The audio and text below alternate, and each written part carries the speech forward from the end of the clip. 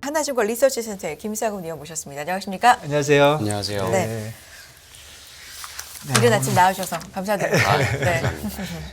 저희가 앞서서 시장 정리를 지난주 뭐 짧은 기간이나마 좀 해봤는데 최근에 어떻게 보고 계시고 어떤 점에 좀 주목하고 계시는지 오늘은 또 어떤 얘기 중점으로 해볼지 궁금한데요. 우선 방금 말씀 주신 대로 그래도 이제 보시는 분들이 이제 증시에 되게 관심이 많으실 텐데 금리가 작년 말부터 1월 정도까지는 거의 인하 반영까지 하면서 금리가 계속 내려가다 보니까 증시에도 좀 도움을 줬던 부분들이 있는데 정말 말씀하신 대로 급변했잖아요. 근데 저희가 지금 판단하고 있는 건 우선 올해 연간을 전망을 해보면 금리는 상고하저다 그래도. 그러니까 금리가 빠지고 채권 가격이 오른다. 그러니까 증시를 뭐 계산할 때 디스카운트하는 그 레이트 자체는 내려갈 거다라고 보는 거죠. 어떻게 보면 증시에 도움이 될 수 있는데 기술적으로만 보면. 근데 저희가 보는 건 그 시점 자체가 인하 반영이 너무 빨랐다는 겁니다.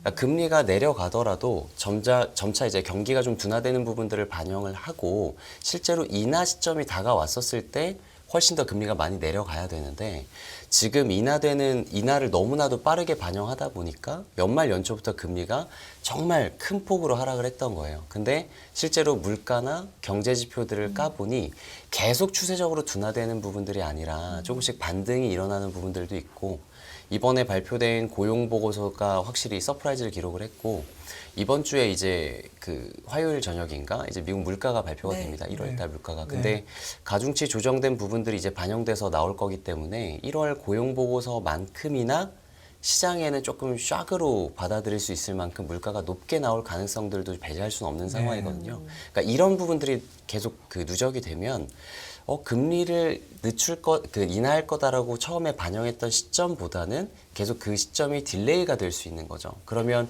그 부분을 반영했던 금리 수준은 올라갈 수밖에 없는 거고 그런 부분들이 지금 2월 그 FOMC 이후로 계속 좀 반영이 되고 있다라고 저희는 좀 보고 있습니다.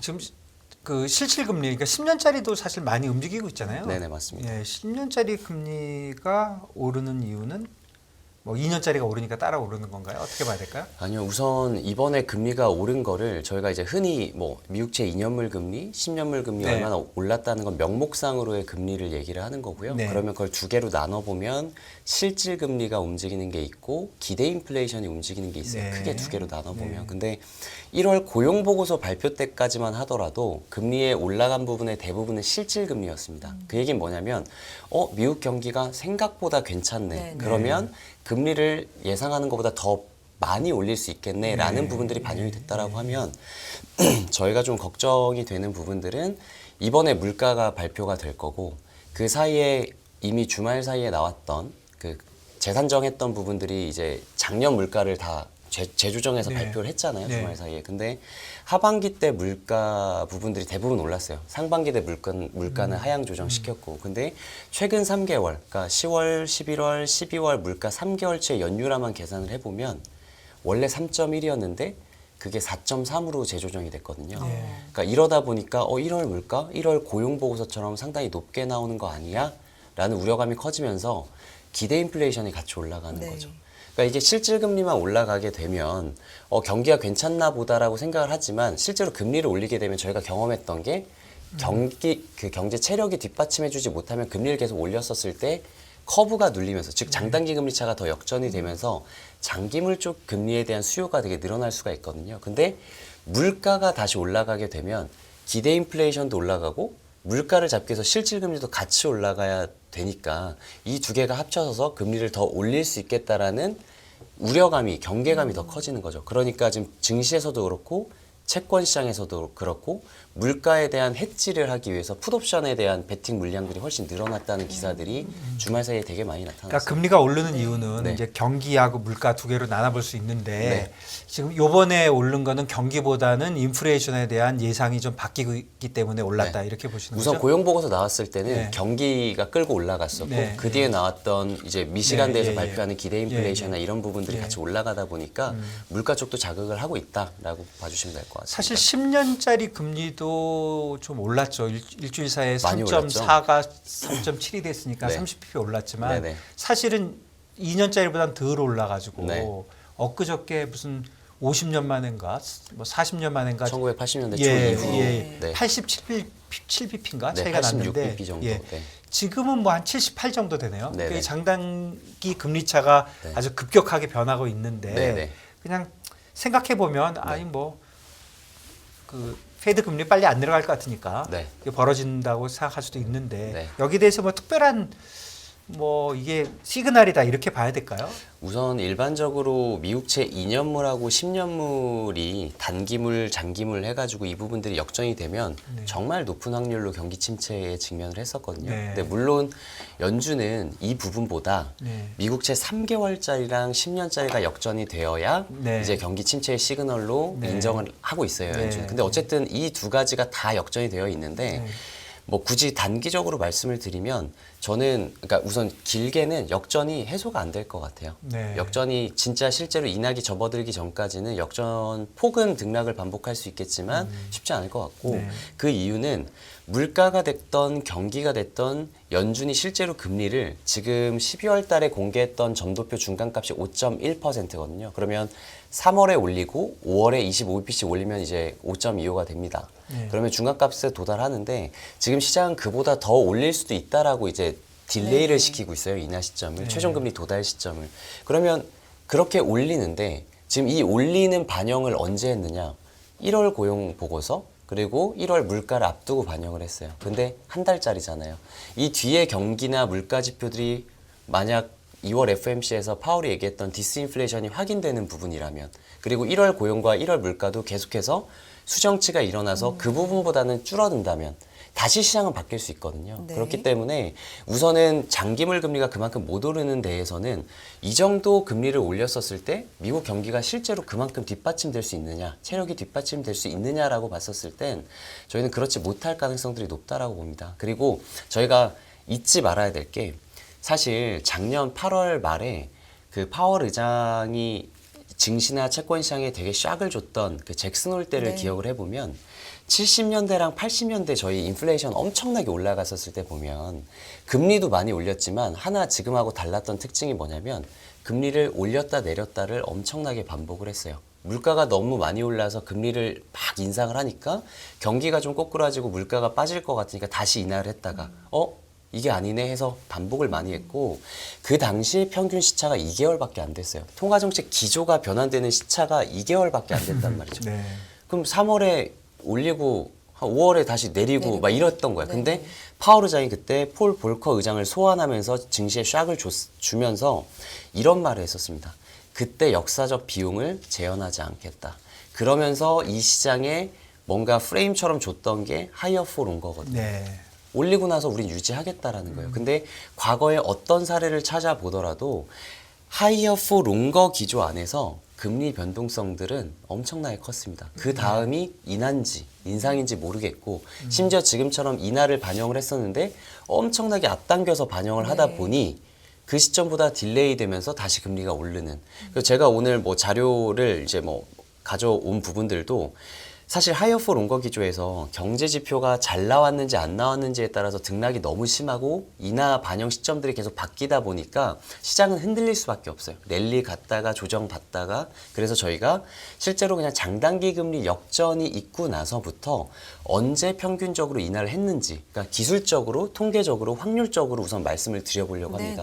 네. 너무나도 변수가 많기 때문에 네. 전반적으로 상고하저를 보고 있지만 지금처럼 너무나도 인하를 빠르게 선반영을 하면 조정이 될 거다. 근데 저희가 여기서 아까 장단기 금리가 더 확대됐었던 이유에서 말씀을 드렸지만 이 하이어 포 롱거 기조 안에서 금리가 지금 튀었던 부분들은 연착륙 내러티브가 되게 강해졌잖아요. 불과 작년 연말에서 연초 넘어올 때까지만 해도 실적 이제 좀 망가진다. 그리고 경기 침체 얘기 나오면서 금리가 확 내려갔었는데 지금은 연착륙에 이어서 노랜딩 얘기도 나오고 있어요. 예. 뭐 그러니까 경기 쪽은 조금 그는 쪽으로 좀 바뀌었죠 분위기가. 네네네, 경착륙은 아예 아니다. 아니고 네. 연착륙의 좁은 길로 간다. 네네네. 그러니까 뭐 노랜딩 얘기도 나왔지만 그렇죠. 노랜딩은 무슨 소리인지 모르겠고. 그러니까 어쨌든 경기 쪽에는 사람들이 조금 자신을 특히 갖는데 네네. 이제 지금 문제가 바로 물가에 영향을 미친 네네네네. 거잖아요. 예, 네. 그런 상황인 거죠. 근데 저는 이 자체가 이 내러티브라는 이 서사가 한 달 만에 바뀌었잖아요. 금리가 거의 마치 우리는 인하된 시대에 살고 있는 것처럼 보였다가 금리를 2번, 3번 더 올려야 되네라고 1월에서 2월이 지금 분위기가 확 바뀌었듯이 네. 만약에 실제로 3월 FOMC에서 점도표를 바꾼다거나 즉 금리를 우린 더 올릴 수 있어라고 얘기를 하거나 매파적으로 얘기한 상황에서 경제 지표가 상고하저로 쭉 내려가는 모습들이 한 번 더 다시 확인이 된다라고 하게 되면 이 내러티브는 다시 바뀔 수 있을 거라고 생각합니다. 네. 그렇기 때문에 저희가 경제 지표 발표에 따라서 되게 단기적으로 포지션을 가져가야 된다라고 저는 말씀을 계속 드리고 있고요. 지금은 트레이딩 구간 같아요. 추세적으로 뭘 하기에는 좀 버티기 힘든 너무나도 변동성이 큰 구간이고 그래서 평균적으로 봤었을 때 언제쯤 인하했는지를 살펴보고 그게 본인이 이제 시장 참여자 입장에서 납득이 가면 이쯤에 대한 생각으로 포지션을 가져가야 된다고 저는 생각을 합니다. 자료 한번 볼까요, 그러면? 네네. 네. 그래서 저희가 우선 3가지 조건으로 분석을 했는데 네. 저희가 첫 번째는 연준이 인정을 하는 침체 지표가 장단기 금리 역전 중에서 미국채 3개월짜리랑 10년이 역전된다라고 하면 침체를 어느 정도 인정을 하거든요, 연준이. 네. 그래서 저희가 여기 그림 1번에서 보여드리는 것처럼 1971년 이래로 미국채 3개월하고 10년의 역전 사례를 다 정리를 한 겁니다. 그래서 여기까지 쭉 있는데 엄청 많죠. 네. 엄청 많은데 57회 정도 돼요. 71년 이래로 57회 정도 되는데 이게 일간 종가 기준으로 한 번이라도 역전이 됐다면 카운팅이 됐던 거기 때문에 저희가 뭐 전체 다 갖고 왔지만 이 중에서 저희가 에메랄드색으로 음영이 표시되어 있는 부분들이 있어요. 네. 이게 뭐냐면 지금 되게 궁금한 거.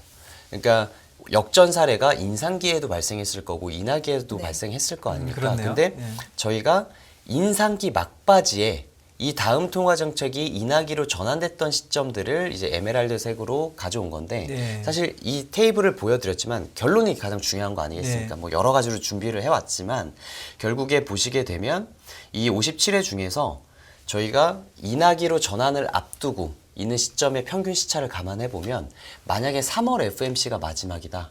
그러면 9월 또는 11월의 인하가 적절하다라고 봐주시면 될 것 같아요. 한 6개월 정도 유지가 그쵸. 되다가. 네. 6개월에서 8개월 네. 정도라고 봐주시면 될 것 같고 만약에 지금 점도표나 지금 시장이 반영하는 것처럼 5월 FOMC까지 올리고 난다라고 하게 되면 조금 더 딜레이가 되겠죠. 근데 3월이냐 5월이냐 부분들은 한 2차례 물가를 보고 나서 봐야 될 것 같아요. 지금은 5월, 6월까지 올린다는 얘기들도 있고 뭐 4% 얘기까지도 있지만 이 뒤에 다시 3월이나 5월로 앞당겨질 수 있는 가능성들도 여전히 열려 있다라고 보고 있거든요.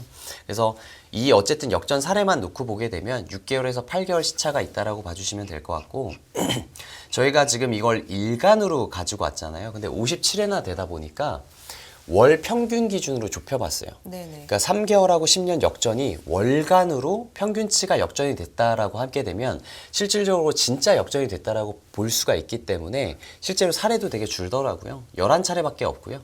근데 다행일 수도 있는 건데 이 11차례의 평균 시차도 6개월에서 8개월 정도였어요.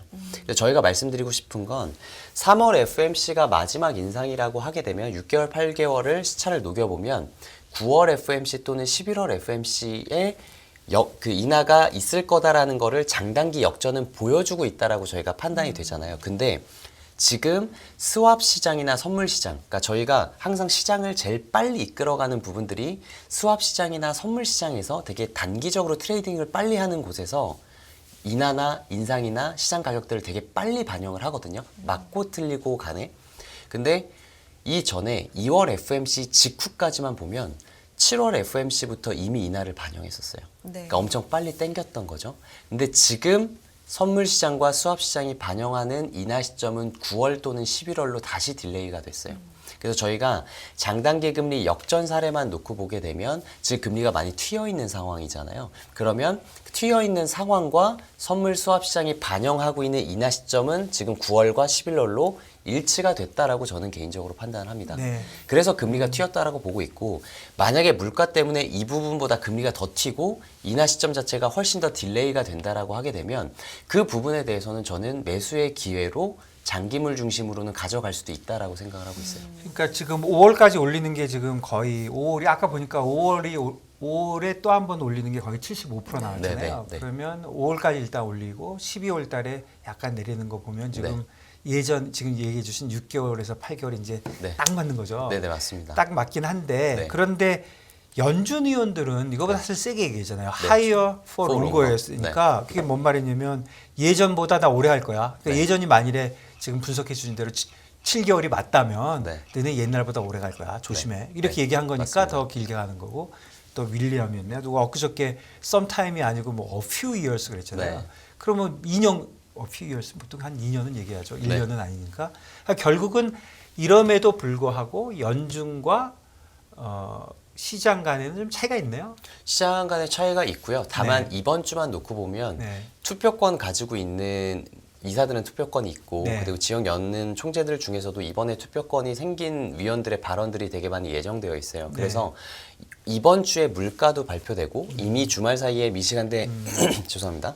기대 인플레이션도 이미 발표가 됐기 네. 때문에 연준 위원들이 이번 물가를 시장과 연준의 괴리를 축소할 수 있는 기회로 활용하려고 하는 주가 될 것 같아요. 아, 그렇기 때문에 이번 주는 시장이 상당히 변동성이 클 수밖에 없을 거다라고 보고 있는데 네. 연준 입장에선 지금 금리 인하한다고 얘기를 못하죠. 네. 당연히. 예. 당연히 왜냐면 물가 자체가 데이터 디펜던트인데 지금 나온 물가 자체가 디스인플레이션의 국면에 접어들었다고는 하지만 아직 뭐 디플레이션이나 그럼요. 물가 수준 자체가 미국의 정책금리, 기준금리보다 높은 수준이잖아요. 네. 그럼 여기서 할 수가 없는 거죠. 네. 헤드라인 기준으로 봤었을 때. 그래서 여기서 그렇게 기대 인플레이션을 낮춰야만 하는 강력한 매파적인 목소리를 계속 내야 될 수밖에 없는 거고요. 근데 그럼에도 불구하고 금리를 실제로 그렇게 올렸었을 때 네. 미국 경기는 그 정도의 체력은 뒷받침되지 않을 거고요. 실제로 연준 위원들이 그렇게 세게 얘기하는 기저에 뭐가 있냐면 이 정도로 물가를 낮추려면 경기가 어느 정도 훼손되어야 된다. 그러니까 네. 실제 추세보다 빌로우 낮아져야 된다는 얘기를 파월 의장이 작년부터 했었어요. 그리고 고용 쪽도 그래서 그렇죠. 굉장히 많이 보고 네. 있는 거고요. 맞습니다. 그리고 사실 고용 실업률 같은 경우는 어떻게 실질적으로 따져보면 경기가 침체되고 나서 실업률이 올랐었어요.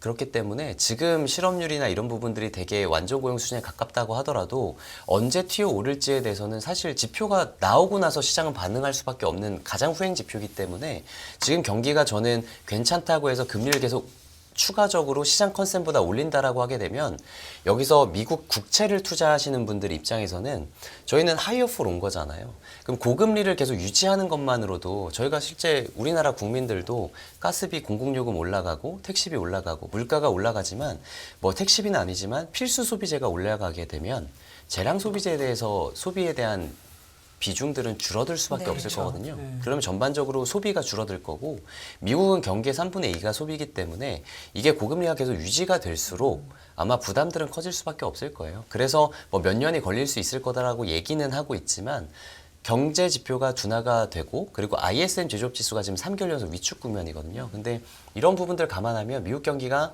지금 서비스업이 이제 뒤늦게 계속 괜찮은 부분이어서 종합해서 봤었을 때 어느 정도 경기가 되게 괜찮다 연착륙 얘기를 하지만 서비스마저 고금리로 인해서 끊기게 되고 서비스의 보복 소비도 줄어드는 모습들이 확인된다라고 하게 되면 시장 입장에서는 금리는 내릴 건 아니지만 경기가 둔화되는 부분들을 감안을 해서 중장기물에 대한 투자들이 계속 이루어지다 보니까 장단기 금리는 계속 역전이 되어 있는 부분들이 올해 내내 지속이 될 가능성들이 있다라고 저는 보고 있는 겁니다. 그렇습니다. 네. 네.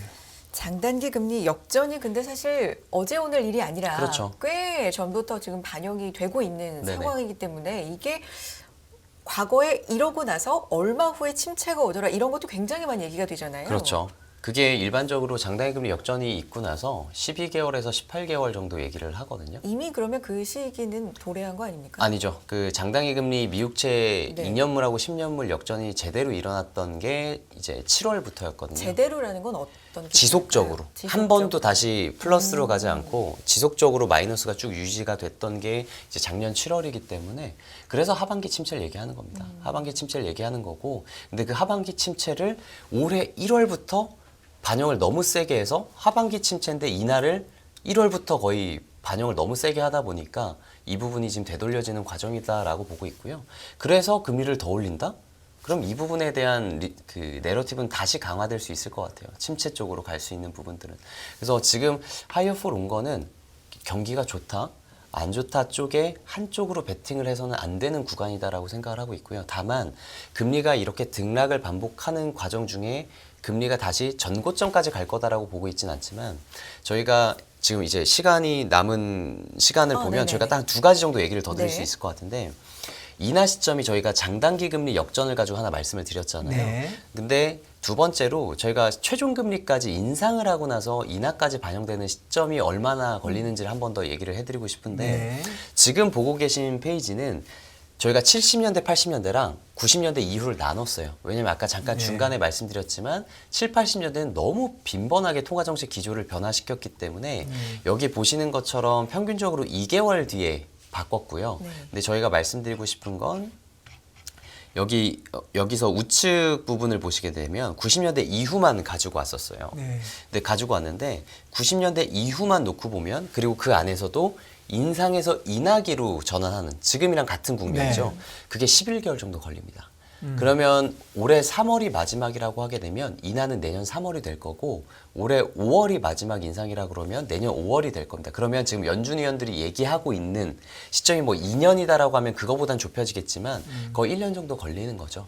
이게 장단기 금리 역전을 다 떠나서 경기 침체 여부를 다 떠나서 그냥 인상에서 인하까지 걸리는 시간만 계산을 해보면 과거 데이터로. 그렇죠. 네. 90년대 이후로만 보면 7, 80년대가 좀 통계적으로 아웃라이어다라고 배제를 해보면 한 11개월 정도 걸린다라고 보시면 될 것 같고 근데 90년대 이후 중에서도 가장 빠르게 전환했던 건 5개월 정도 걸렸거든요. 그러면 5개월 정도 녹여보면 9월 FOMC가 또 되긴 합니다. 그래서 평균적으로 보면 지금 시장이 장단기 금리 역전이 반영하고 있는 시점보다는 더 딜레이가 될 가능성들이 있다. 그래서 저희가 결론적으로 말씀드릴 수 있는 건 장단기 침체가 반영하고 있는 역전 시점 평균적으로 그리고 그런 거 다 떠나서 최종 금리까지 올리고 나서 인하까지 반영하는 시점에 딜레이가 있기 때문에 저희가 언제 인하가 될 거야 라고 특정을 짓고 그 시장을 따라가는 것보다 우선 1분기, 최소 1분기까지는 지금 고용지표랑 물가지표가 침체와 서프라이즈를 계속 반복을 할 가능성들이 높기 때문에 그때그때 시장 추이에 잘 맞춰서 변동성에 해지를 되게 잘 해야 될 것 같고요. 다만 저희가 이렇게 연착륙 노랜딩까지 내러티브가 빨리 바뀌는 걸 보면 저는 뭐 2분기에서 3분기 넘어갈 때쯤 실제로 12개월, 18개월이 적용되고 연준이 최종 금리에 도달하는 시점부터는 장기물이 다시 한번 금리가 가파르게 내려갈 수 있는 다시 전환될 수 있는 국면들이 분명히 있을 거다라고 생각을 하고 있습니다. 조금 정리해 보면 네. 아까 그 미국 쪽의 그 최종 인상에서 인하까지 가는 데는 지금 통계적으로 예전을 보니까 11개월 정도다 맞습니다. 그랬고 아까 6개월에서 8개월 정도 걸리는 건 뭐였죠? 그거는 장단기 금리 역전이 발생하고 나서 언제부터? 실제로 발생하는 월, 발생하는 네. 월부터 네. 인하까지. 인하까지 네네. 예. 발생 월부터 인하까지. 예. 알겠습니다. 그리고 마지막으로 저희가 그러면 사실 레벨 제시하는 게 이게 방송에서 말씀드리기 되게 부담스러운 부분인데 네. 예. 저희가 이건 그냥 적정 레벨을 저희가 추정도 해봤어요. 네. 자료를 통해서. 그러니까 저희가 아까 처음에 말씀드렸던 6개월, 8개월 시차가 네. 미국채 3개월하고 10년이 그래도 연준이 인정하는 침체 징조 지표를 가지고 네. 이 장단기 금리 역전되고 나서 금리 인하까지 저희가 한 6개월에서 8개월 정도 걸렸다 그랬잖아요. 네. 그래서 저희가 70년대 이후로 역전이 돼서 인하까지 있었던 시점들 그 시간만 그 시점들만 가지고 오게 되면 여기 73년, 78년, 80년, 2000년, 2006년, 2019년 올해 제외하고요. 6차례 있었어요. 그래서 지금 3개월은 지금이랑 비교해 보려고 가져온 거고 3개월 뒤 그리고 아까 말씀드린 6개월에서 8개월이라고 했으니까 6개월 뒤, 8개월 뒤 그리고 실제로 인하가 일어났었던 때까지 금리 변동성을 다 가지고 와서 평균치를 내봤거든요.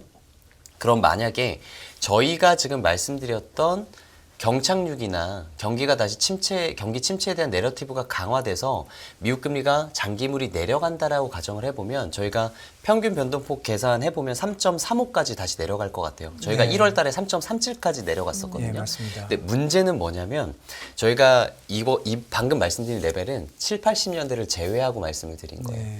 근데 7, 80년대까지 놓고 계산을 해보면 아주 단기적으로는 저희가 3.9에서 4%까지 금리가 상단이 열려 있다라고 봐주시면 될 것 같아요. 그래서 지금 다음 주에 금리가 4%까지 올라간다라는 풋옵션들이 지금 많이 맞아요. 지난주에 계약이 네. 되게 네. 됐었거든요. 근데 이 부분들이 뭐 저는 통계적으로 계산을 해본 거지만 실제로 3.98에서 4.10까지 상단이 열려 있습니다. 근데 그게 추세적으로 가지는 않을 거다라고 저희가 말씀드릴 수 있을 것 같습니다. 이게 지금 예. 12월, 1월, 2월 보면 한 달 한 달 뭔가 다 바뀌는 것 다 같아요. 바뀌고 있잖아요. 좀 단기적으로 그럼 시장 참여자들은 좀 대응을 해보는 게 좋을 것 같다라는 말씀으로 들어도 될까요? 네, 맞습니다. 그렇게 보고 다만 제가 서두에 그래서 이렇게 헷갈리실까 봐 네. 말씀을 드린 건 경기가 둔화될 수밖에 없어요. 그러니까 이렇게 금리를 최종금리까지 올라오지 않은 상태에서 두 차례 더 올리고 추가적으로 더 올릴 거다라는 이 경계감들이 결국에 금리를 끌어올릴 수밖에 없고 실제로 금리가 다시 4%까지 가게 되면 주식시장부터 그리고 부동산 시장 같은 경우도 지금 NAHB 주택시장 지수가 10몇 개월 계속 빠지다가 꼬리를 들었거든요. 근데 이 부분들이 금리가 다시 올라가게 되면 다시 꺾일 거고 ISM 제조업 지수도 위축 국면을 계속 지속할 수밖에 없을 거예요. 그러면 미국의 전반적인 경기는 고금리에 대한 실물 경기에 들어가는 그 시차, 파급 효과를 감안해 보면 둔화될 거고 그러면 결국에 장기물 금리는 다시 내려갈 수밖에 없는 그리고 결국에는 그 다음 사이클은 추가 인상이 아니라 인하기에 접어들 수 있는 다만 여기서 주의해야 될 건 채권 시장이 계속 랠리가 되려면 이만큼 올렸으면 이만큼 내렸던 게 과거의 통화정책 패턴이었는데 이만큼 올리고 나서 한 이 정도까지밖에 내리지 않고 다시 동결 기조를 유지하면서 펀더멘탈을 봐야 될 수 있기 때문에 그냥 금리가 내릴 거다라고 해서 무작정 포지션을 담아가는 부분들에 대해서는 경계를 해야 된다. 다만 지금 올라가는 부분들에 대해서는 경기의 연착륙과 노래 등을 반영하는 부분들이고 물가가 다시 올라갈 거다라는 프라이싱이기 때문에 그 부분은 지금 구조적인 부분들하고 맞지는 않다라고 저희는 보고 있습니다. 네. 알겠습니다. 금리에 관련된 비율을 쭉 정리해 주셨습니다. 좀 중장기적으로 오늘 네. 봐주셨는데 약간 좀 짧은 시각으로도 이번 주 CPI 발표를 굉장히 중요하게 좀 네네. 보고 있는데 앞서도 잠깐 언급해 주셨지만 이번에 좀 높게 나올 수 있다라는 가능성으로 보시나 봐요. 네, 높게 나오게 됐었을 때는 좀 증시나 채권 시장이나 많이 흔들릴 수 있다라고 생각을 하고 있습니다. 그런 부분에 대해서는 또 염두를 해두시고 검증하셔야 될 것 같고요. 자, 하나증권 리서치센터의 김상훈 연구위원과 여기까지 함께하겠습니다. 고맙습니다. 감사합니다. 감사합니다.